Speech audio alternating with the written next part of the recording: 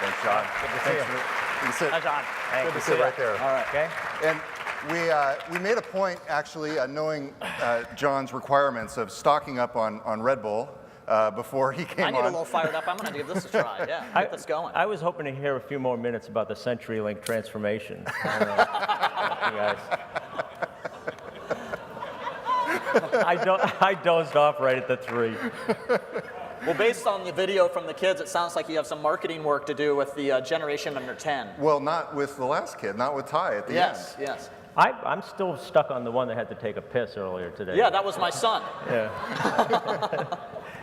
So, John, it seems like from the outside, at least for the last 2 years at T-Mobile, you have been having a ton of fun. What have the last couple of years been like for you as you put this in the context of your broader career? Yeah, well, listen, first of all, this event's been fantastic. I woke up this morning to the drone guy and the robotics, watching it stream, but give me a break. I see pooch. I mean, kids, dogs, you shitting me? I was pissed right then. I was trying to call in sick saying there's no freaking way I'm going in after that genius woman. She was fantastic. Well, the great thing about her, we thought she had headed back to Spokane this afternoon. It turns out she was over in the other ballroom doing her homework when she heard her name announced as the winner. So it puts things in perspective. And the other thing I was going to say, I want to give you credit for, I don't do these things, these events where everybody goes and tells each other how wonderful they are, what geniuses they are. I think that was Karen Walt's, sorry about that, part today. But what happened, we were on Twitter, and he said to me, John, will you come speak at the event? And of course, I'm selling all the time, so what I said was, I'll do it if you go switch to T-Mobile. And the next thing I know, I get the photo of him in the store waving the device around, so it was well done. He caught me into it. We'll do whatever it takes. Yeah. And yeah, this last 2 years have been a ball. I mean, it's, I've said a couple of times, it's on so many fronts, it's like if you're ever in Asia and you have to go sing karaoke, you want to sing after the shittiest singer. And not just T-Mobile. I'm not saying that these guys that ran the place were a bunch of schmucks, but it was the industry. It was just the perfect time to come in. And I could tell you, I could do a reality show on. See, for me, I like. It's not like I'm Howard Stern or anything. I like the shock variable. I like to use humor and things. But to me, if I do something and you laugh, it's funny. If you don't, I think it's even funnier. I just like that. And I would have to tell you, John Ledger meets Deutsche Telekom has to be one of the funniest things that's ever happened. I mean, we're the Un-carrier. If you look up carrier in the dictionary in German, it's them. And then, kind of me entering into that. But it's been a ball. There's an awful lot to do. Obviously, it's a lot more fun right now because we're growing like crazy. And in the last 5 quarters, we've been the fastest growing wireless company in the U.S. We're about 55 million customers now. We've added 7.6 million. I won't take you through the stats because I'll be down 3, 2, 1. But August was the biggest growth month in the history of the company. I'm tempted to tell you about September, but it's only October 1. Yeah, we want to drill you on that. Listen, as we get into questions, there's a lot that's going on in the wireless industry that can be explained by what's happening in the competitive environment. We're kicking the shit out of these guys right now. We are porting on a postpaid side about 3 to 1 with everybody, all of them. Not just Sprint. I mean, Sprint has made a huge inroad, but with us, they've gone from porting on a postpaid side from 4 to 1 to 3 to 1. And that's not exactly worthy of a task force. And we've gone from 2 to 1 or so in the last few weeks to 3 to 1 with AT&T and Verizon. So what we're doing is and that's fun. That makes a lot more sense. So September just ended. We're in October. Can you say anything about September? No, and are you ahead of Sprint now? Did you surpass them this past month? No, not yet. Yep. I'm thinking Thanksgiving. You're about 50 million, they're about 54 million. I'm thinking, right during that shitty football game where Detroit plays every year on Thanksgiving, it should be about. Or maybe the good one later, the Hawks versus the 49ers. I actually made a forecast a couple of weeks ago that we were going to, after we go after Sprint, we're going to surpass AT&T. And one of you pricks that writes, somebody wrote, at the current trajectory and speed, it will take them 15.2 years or so. Obviously, a lot would have to change to move there, but yeah, so far so good. So I know we're joking around here. There was actually some serious news that was out today, reported by Bloomberg News, that Iliad, for the French telecom company that has its eyes on T-Mobile. It's that porn guy, right? It's that guy with the long hair. Yeah. Is this how you diffuse tough questions? Is this how you do it? No, I mean, I can tell you everything you need to know about Iliad. The owner's wealthy, he's got long hair, he made his money in porn, and his wife is the heir to the Louis Vuitton money. I mean, shit, what else do you need to know? I don't know what else they do. So, You said you don't know what else they do? Hey, my name, as of this morning, I started calling myself John Legere. I mean, no, I mean, listen, I'm so sick and tired of it must be a slow day. I mean, we have rumors about rumors. There's a rumor that they were going to make an offer for T-Mobile, that the rumor was that was rejected. The rumor is that they're going to make a bigger offer, and it's craziness. We have been subject to this. We will be subject to this for the foreseeable future, and I can give you a list this long who would salivate to find something with T-Mobile. My strategy has been continue to grow, focus on what we're doing. I don't want my employees getting their heads on sideways. They still have PTSD for when AT&T almost tried to buy them, which I appreciate the $5 billion they gave me, which I used to invest in our network to now beat them, which is really, it's a tough strategy to execute, but it worked. And then we went through the rumors and the rumors of Sprint and us, and now this is clearly somebody who is trying to raise money because he's fascinated, with T-Mobile. The only thing I would tell you too is it's not just about, most of the mergers in the industry have been about somebody that's totally dead, that somebody comes in and buys them for synergy and takes their spectrum. What's happening is T-Mobile now it's a brand. I mean, there's something very strong and valuable going on, and obviously, here's the plug line. I have a fiduciary obligation to shareholders to look at any and all offers that come into the company. Bullshit. I mean, so we'll see. But there'll be more, right? There'll be a lot of interest, and frankly, over time, there are multiple ways for us to succeed in the industry, standalone or in various consolidation scenarios. Well, at the time the potential Sprint merger was pending, we met you in your tour bus outside the Paramount Theater, and you made it clear that one of the obvious ways that T-Mobile could gain traction and actually add more spectrum would be through consolidation. Sure. Obviously, Sprint didn't happen. Can T-Mobile truly succeed long-term if you don't merge with another carrier or somebody who has a lot more wireless spectrum? Listen, 5 quarters, our net additions of customers is 7.6 million. We'll probably add 8 million this year. It's the good old-fashioned way of continuing to grow and drive. The network's performing, customer service is JDP #1, all that stuff. So yes, we can be a very profitable, growing company. The trick, though, is that it's a scale industry, and I was always clear. Yeah, if you had thought about putting Sprint and T-Mobile together, you'd have immediate scale. It would be something good. As long as you called it T-Mobile and I ran it, it would be successful. Any other version of that yellow school bus would crash right into the fucking wall. So those are variations. But yeah, we can have a successful standalone business, or we can consolidate. So if you look at your tenure at Global Crossing, it was certainly not. You want to pull out the pictures of my hair in Congress? Yeah, I actually didn't do that. I know others have done that. But you seem to have gone through a transformation as you've come to T-Mobile. What happened? Where is this? Who is this guy? Is this you? Yeah, no, I mean, come on, I'm 56 years old, and I'm kind of, this is a consumer business. I would say in the lineage of our careers, not, yeah, you're a bunch of tech geniuses here. You guys can do whatever you want, and then you make a shitload of money. I had kind of a business career, and there's a certain kind of what you have to do to move up a paramilitary hierarchy. And, and now, when I got here and kind of experimented with who are my customers, who are my people, the average age of my employees is about 28 years old. The population of young, tech-savvy people are, interested in T-Mobile. So I was just able to be who I am, and it matches our brand. So talk about your Twitter personality as well, because you are one of the more outrageous commenters and tweeters that's out there. Why are you so active on Twitter? I think you're one of the folks that if I retweet or get in touch with you, you're like automatically on it. And who's on Twitter? Not, I didn't mean right now. Yeah. Listen, this is first of all, most of what you say to me is it's you are, and then it's versus CEOs. This is not that hard of a club to stick out in. I mean, come on. These are, I mean, look at the CEO of AT&T. I mean, the guy is like running a small nation. He's on Obama's. Look at that. Yeah. Yeah.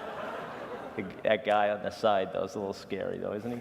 I have nothing bad to say about Marcelo. Because he's going to kick your ass. He could hurt you. Pat, but you know what these guys do for a living? Like Randall, you see him on TV, and he talks about the Council of Economic Advisors. That's what he's got to do every day. I went to Washington one time, and I met with the Secretary of Commerce, and I walked in with this shirt and jeans on, and I think she almost called security when she walked in because she didn't know. And the worst part is I was taking photos of the rug and tweeting them out, and I almost didn't get out of the building because they said you can't take photos, and when they weren't looking, I was in the elevator taking pictures of the seal, and I remember she was, getting off track. But the Twitter, so I'm at dinner with my daughter. I have two daughters. One's a DJ and one's a gamer, and the two. And the gamer and I are at dinner, and she says, "Hey, you put you on Twitter." So I joined Twitter, and we're sitting at dinner, and all of a sudden, corporate security called and said, "John, somebody's on Twitter, imposter as you." And I said, "No, shit, it's me. I mean, lighten up." And then the lawyers and security were coming in, and Reg FDs, and and all that kind of happy horseshit. And the funny part was, I remembered, like, one of the first days I was on Twitter, then somebody engaged me from HR, and they said, "John, what advice do you have for a young and aspiring executive as to how they should focus early in their career?" And so my daughter and I talked, and I replied, "Play World of Warcraft, get to level 90. And that was it. Now the nerds in here will know. And then all of a sudden it exploded. And are you with the Alliance or the Horde? For the Horde. And and it was, and then I realized I was Batman. And what ended up happening then is this connection that's now, I think I've got 560,000 followers, but my followers have an average, of a couple thousand, and you look at all this.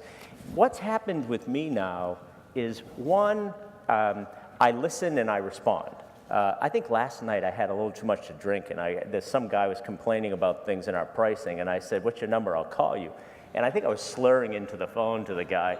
But the net result is he was pretty impressed that I called him. But, and I did it quick enough that he wasn't smart enough to record me, but you knew the pricing. And I use Twitter. I do all my own email. I do all my own Twitter. And back to the guys with the suits, one of the things that's critical, the reason I know they're not going to be able to take advantage of what I do, there's no fucking way anybody's going to spend their day doing what I do. I wake up in bed, and I do Twitter for an hour and a half just to catch up, right? But what's in there outside of the jokes? Did anybody read my National Poetry Day tweet today? Is that great? Today's National Poetry Day, right? So my tweet was, AT&T is blue and full of poo. T-Mobile is magenta and will help you save money to pay the renta. Come on, was that good? And you know what's the saddest part? Is I sat there and typed that right during Walt Mossberg, his presentation. But so that's the kidding side. The truth is, I learn almost everything I need to know to run T-Mobile in there, on the email from individual customers or on Twitter. I take every tweet that comes in and I read it, I forward it to people, my executive team gets them, we reply, and in my staff meeting every Tuesday, we track social media impressions, what they are and how we've responded to them. So it takes a ton of time, it's a lot of fun. And it's, you gotta be real and you gotta be out there. But I'm having a ball with it. But it's full-time duty. You also listen to customer support calls that come in as well. So what are you listening for specifically there, and what do you learn? Again, you gotta find the fun in everything. Sounds boring, right? Now, trust me, so what I do is I have an observation number, and I can go in, and let's say it's evening and I'm home, and I really don't have any friends to begin with anyway, as you can suspect. So, I can dial in and I can listen to the calls, but they don't know I'm there. And, you can learn so much. If you listen to these calls, first of all, customer care is the brutalest job on the planet, bar none. And then second is, when you go to your staff meeting on Tuesdays, when you get to the level I'm in, not my guys, but in general in a paramilitary hierarchy, you get told what you want to hear, right? I think whatever you're thinking is correct. How do you do it? I wish I'd thought of that. That's in effect, so you need data.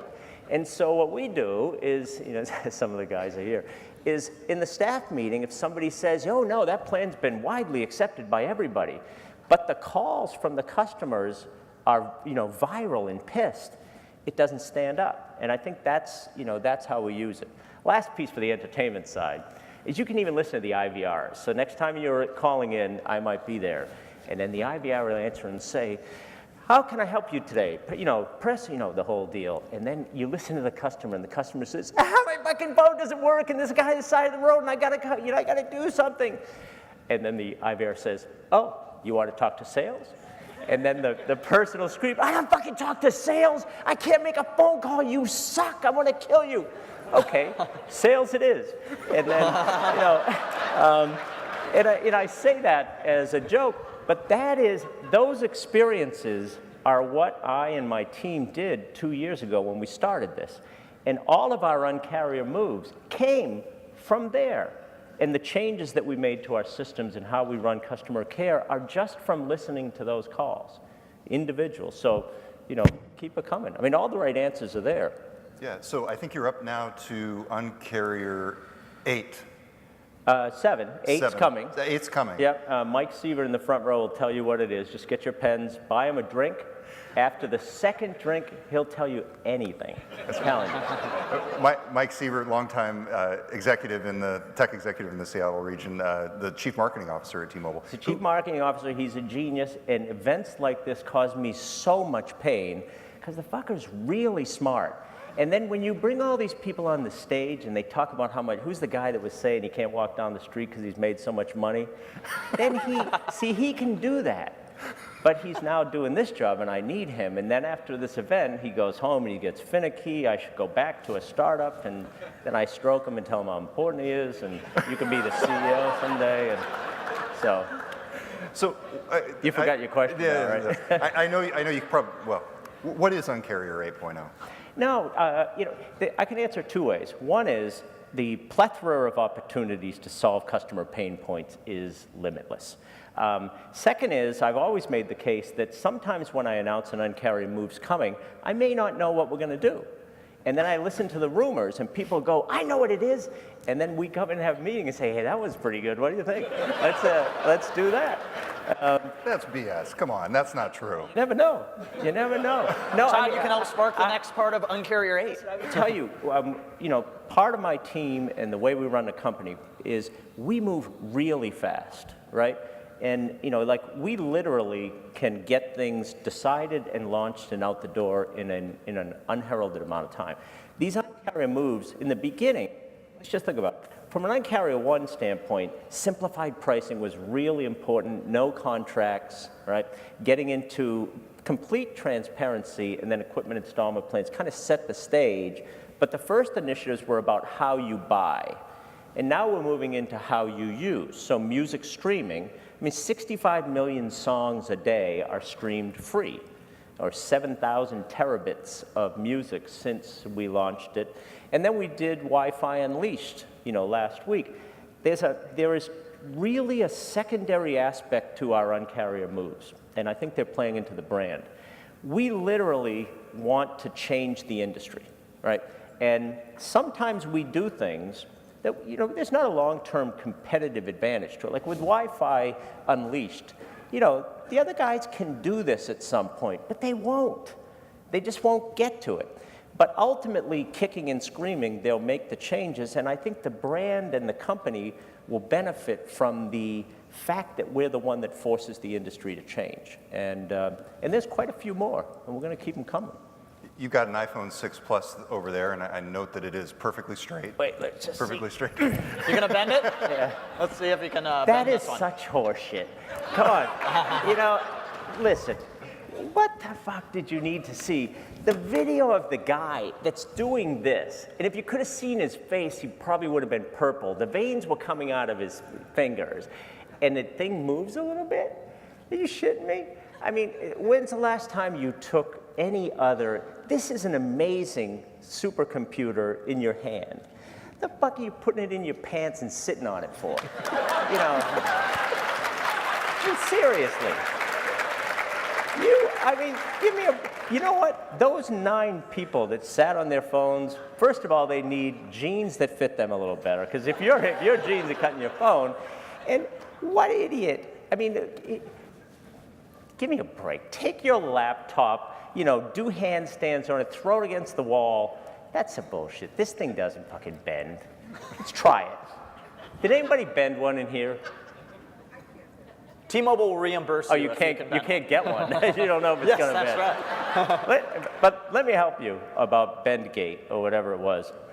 It's not slowing down demand. The demand for these devices in the last few weeks is unbelievable. And one of my biggest problems right now is, I'm facing a barrage. Again, do all my own email, do all my own. People are pissed because they can't get them. And it's a hard issue because there's a major supply issue. I do want to tell you though, any of you folks, if they do appear, remember, there's nothing that would stop you from buying a Verizon, AT&T, or Sprint device at the Apple store and coming over and putting a T-Mobile SIM in it. So just a little inside advice. So it doesn't bend. It's really amazing device. So it was interesting because one of the raps on T-Mobile, particularly before you came aboard, was the fact that it did not carry the iPhone. And you've gone from that to actually having what appears from the outside to be a tighter relationship with Apple than any of the other carriers. You did the test drive, the Cheat on Your Carrier initiative. You're doing they shouted out to you at the Wi-Fi calling, and I see you're tweeting as I'm asking this question. ADD. Mike, did you just hear that we've got a great relationship with Apple? That's the way it appears from the outside. What have you learned? What have you guys learned from the collaboration with Apple on these initiatives? Listen, a couple things. So a few months before I took the job at T-Mobile, I went in and I had a list I kind of interviewed them, strangely, of I would be interested in this job if. And let me help you. A blind man could know what T-Mobile needed to do, right? Which is the network needed significant investments. We need spectrum at every corner. We needed to relaunch the brand. We needed to push consolidation, right? But first and foremost on my list back then was go get the iPhone. Crawl over if you need to. Slide into the building. Do not pass go. Don't collect $200. No iPhone. And not just because it was the iPhone. Store traffic was incomplete. People weren't going to go to a store unless it had the full portfolio of devices. Starting then, when we created the relationship with Apple and we were modernizing our network and we were doing BYOD, what I learned with Apple is that their quality focus is incredible and it's made us a better company. So they forced me through the modernization of HSPA Plus and the rollout of LTE much faster than I would have because they wouldn't give me the device unless I had a certain quality and a focus. So my lead now on Sprint and others on a network standpoint came from trying to get that iPhone. So this is all the way back. What we just did with them on VoLTE and Wi-Fi calling, again, really tough quality focus, but now I think we've got a real competitive advantage. And surprisingly, this test drive that we're doing, is a big deal with them. So they're tough, but I think they've had a big impact on us. And I think this event that just took place, I think you're going to find we did more than our fair share which is good. So Yes. you sold more iPhones than the other carriers? Well, I don't know about volume. Remember, we've got 15% market share. So, part of this game, there's two things that have to be fun, right? Is if we would people have a debate with me, is your network really faster than Verizon's? And we can have a long debate and we'll get shit-faced and it'll be interesting. But, the victory lap for me is we're having the debate. Who would have thunk 2 or 3 years ago somebody would be debating with T-Mobile about the data capability and speed of the network versus Verizon? But we have 15 share points, which means as this game goes on, all we need to do is gain, X amount of share periodically. So when you get into the iPhone event, trust me, AT&T better have sold the most iPhones, right? I mean, because technically, every person on the planet had the iPhone from them eventually, and it sucked, and the speeds were slow. But I would think, relative to our size, I would think history may end up showing that we were the biggest share taker in the event. So let's talk about another device. You gave Amazon a lot of grief when they launched the Fire Phone because they launched exclusively with AT&T. What do you think of the Fire Phone and its prospects? Listen, is it really? Have you never held one? That's pretty good. Can you sit on that one? Yes, but you were visibly upset I with them. didn't get, I wasn't, it was the day before one of my events, and I only took a few interviews and said a few things, and I didn't pablum. I didn't go, oh my God, I think it's beautiful, Jeff, I can't believe it. What I said is, yeah, I don't know, one of those things that's really good is you can point this at something and it'll tell you what you're looking at. And I said, I usually fucking know what I'm looking at, most of the time. Except on Friday nights when I don't give a shit what the phone tells me, I'm not gonna know what I'm looking at. And I don't really wanna know. And I think the decisions on the 2-year contract with AT&T, yeah, Amazon's big, a great company. I use Amazon to do everything, right? 2 or 3 things came to my mind back then, and they stay in my mind. I bet the decision to do this with AT&T over 2 years happened over 2 years ago. That wasn't made in the last 6 months. It was an archaic legacy kind of decision. And I just think it was a bad play for the model. What I did suspect is, like everybody else, I was waiting. Whoa, what are they up to?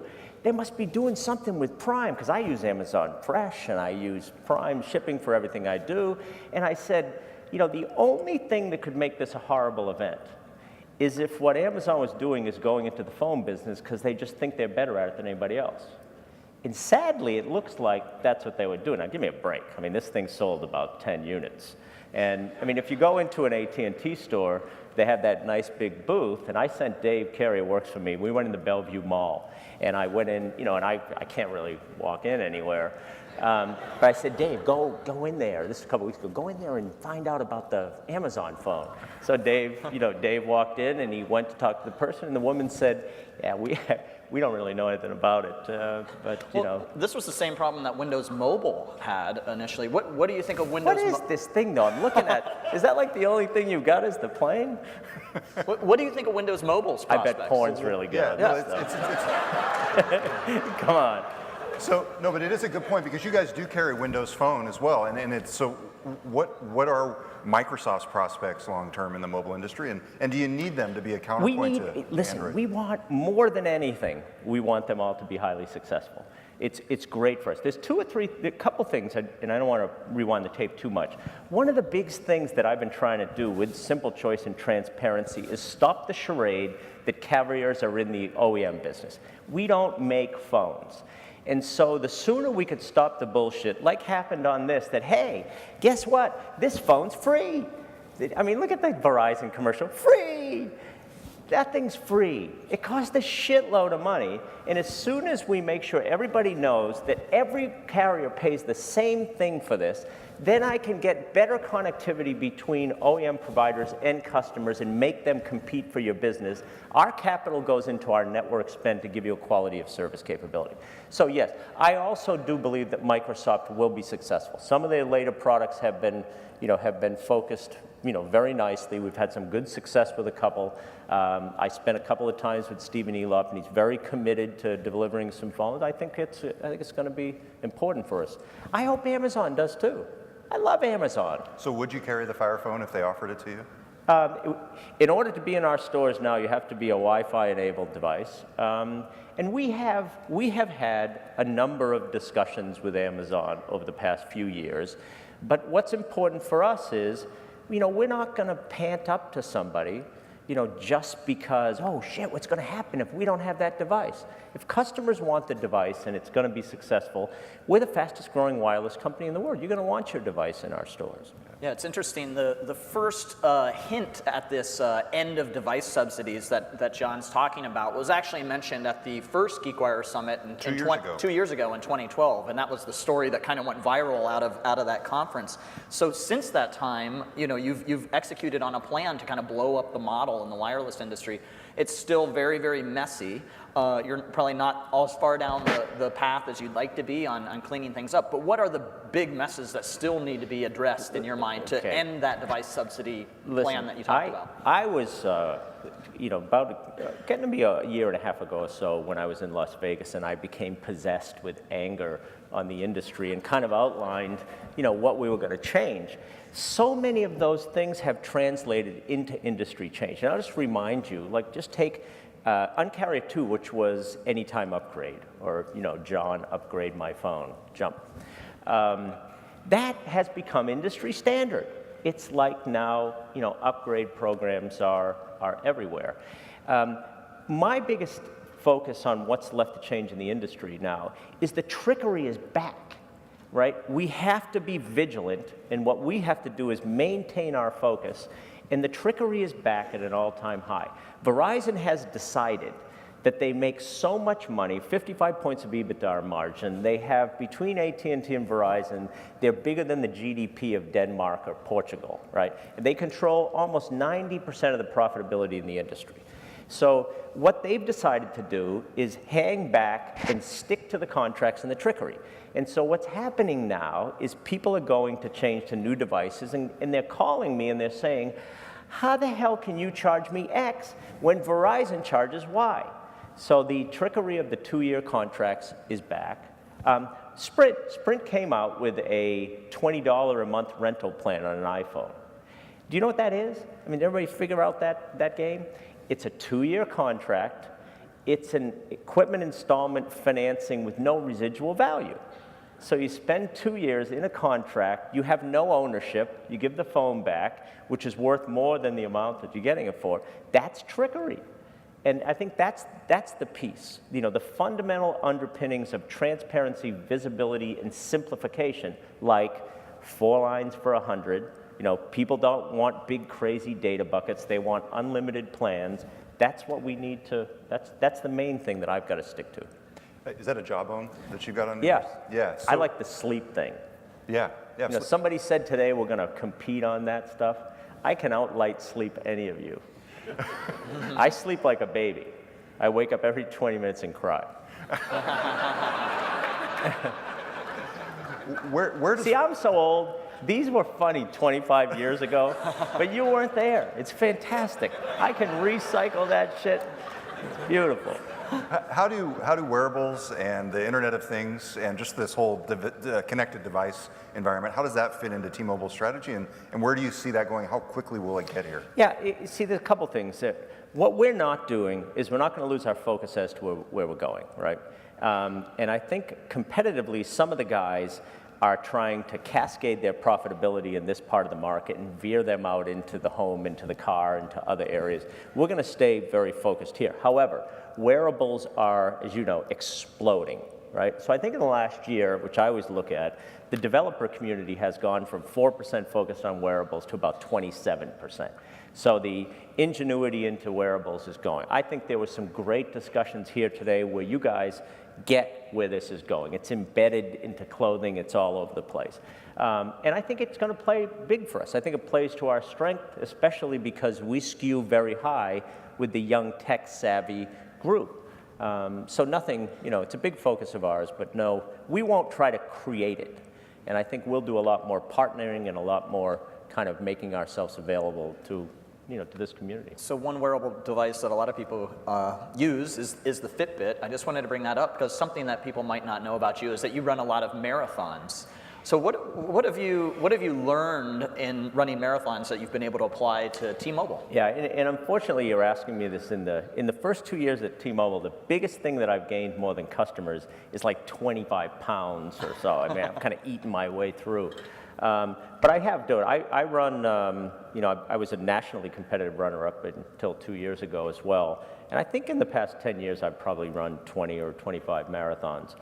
Statistically, I've also seen 6% of S&P CEOs run marathons, but the companies they run are worth 5 to 10% more value. You can come up with any stat when you're trying to plug yourself. But yeah, no, how many people have ever run one? Okay, it's a pretty high percentage of a nerd community having run marathons. No, it's the same deal. I knew when I got here that this was going to be a long road, and it's one of those get focused, stay focused, and don't try to do it in 5 minutes. And I think that's the important part for T-Mobile, which is we're in it for the long haul. John, any parting words of wisdom? Would it be possible for people in the audience to take the principles that you've learned at T-Mobile or applied at T-Mobile and really apply them to their own businesses? Listen, in this group, it's I think it's who you are. But I think one of the things that I've learned here is especially in corporate settings. But I step out. I mean, I think the world is waiting so much for people to just step out. And in my employees wanted Batman more than they want, some politician to come in. And I would say, whether it's Twitter, whether it's kind of setting lofty goals, how you behave, take it to the extreme. And I think that's the dreams of what you all have, and that's what I'm trying to do. So just circling back to kind of where we started, where you were mentioning kind of the German owners of T-Mobile and their culture. How does John Ledger fit into the culture that's with a company with what are board meetings like with the Germans? Okay, this is I'll give you one quick story. But I would tell you, listen, in HR worlds, you were usually assessed on the what and the how. Right? And some people who are really good how types, like, when the metric on what you accomplished is not perfect, but the how is great, you survive for long. Trust me, the second my what isn't working, I'm in the sidewalk. But here's a good one. German, we had a Deutsche Telekom board meeting, and I was a guest speaker because we're publicly traded now, but it was in Warsaw. Now you got to picture a room. We're in Poland. The DT board, the average age is about 118, and there's union representation, and they're speaking through those UN microphones there, And so they told me they'd come because they wanted to hear the status of the Un-carrier. So first funny thing was, although they made me promise I wouldn't, I strolled in there with my magenta T-shirt on and some spiked sneakers, and they just didn't know. Too late. I mean, I'm here. You got to bring me in. And now it's my turn to speak, and it's all simultaneous translation. And this is Rene Oberman was the CEO, and he was on his way out. So I leaned up to the mic, and I said, first of all, ladies and gentlemen, I would like to comment on Rene Oberman and the great leader that he's been, and how instrumental he's been in helping the turnaround of T-Mobile. And I stopped for a second, and then I went, okay. Now that that's over, you're never going to fucking hear me say another positive thing in the future about Rene or anybody else, because let me tell you, the real reason the Un-carrier is working is me. Me, all me. And then I stopped. Silence.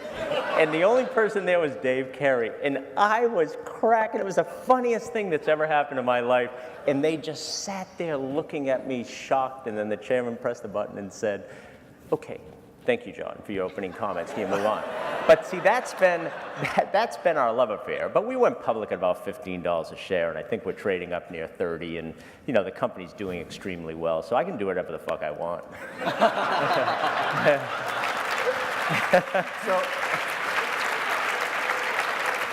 So the actual real reason that we Three Stooges. the, Yeah. So the real reason we prepared this slide was for this question.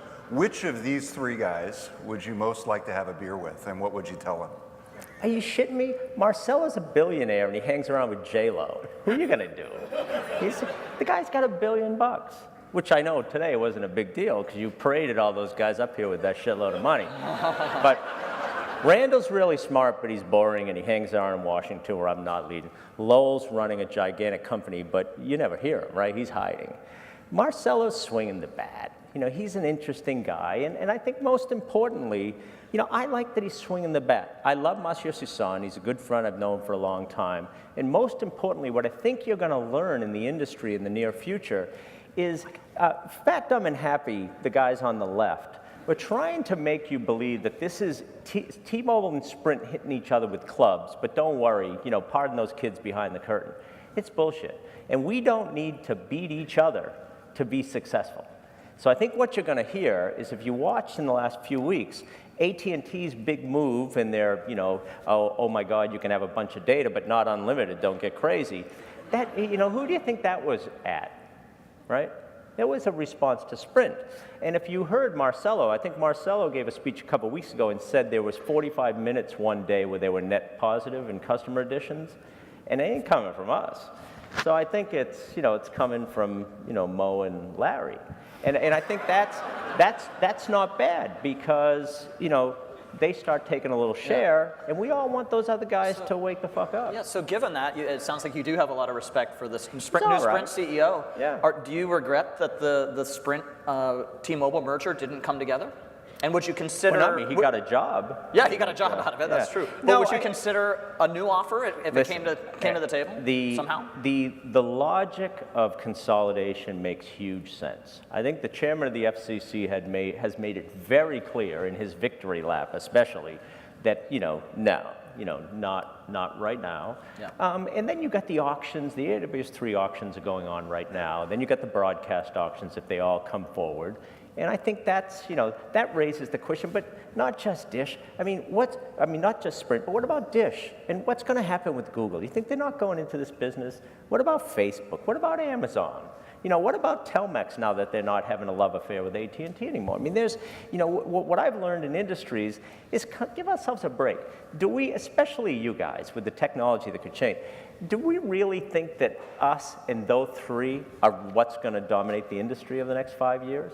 I mean, I think we will look back in 5 years and we will find it hilarious that we thought that the four major carriers were going to control this industry. You know, there'll be pieces of them existence, but it'll be a completely different space. Yeah, so do you see Dish or anybody else coming in, somebody outside the wireless industry to come in and potentially combine with you? Listen, does T-Mobile make sense with various partners in the evolution of the industry? Of course.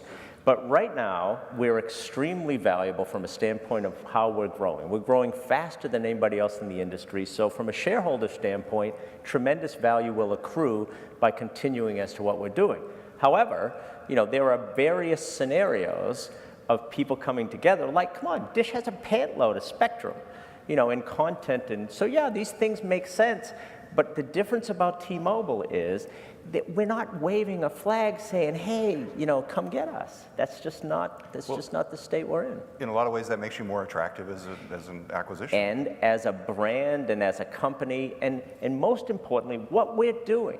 You know, I still think, and we can all, you know, I hope you're going to stay and have a drink, because that's the only reason I came, is, you know, we can debate, but there's a place for T-Mobile. And we're going to continue to cause change. And right now, you know, I think we're a fascinating brand that's accruing significant values. Silly things like Twitter, they're not silly.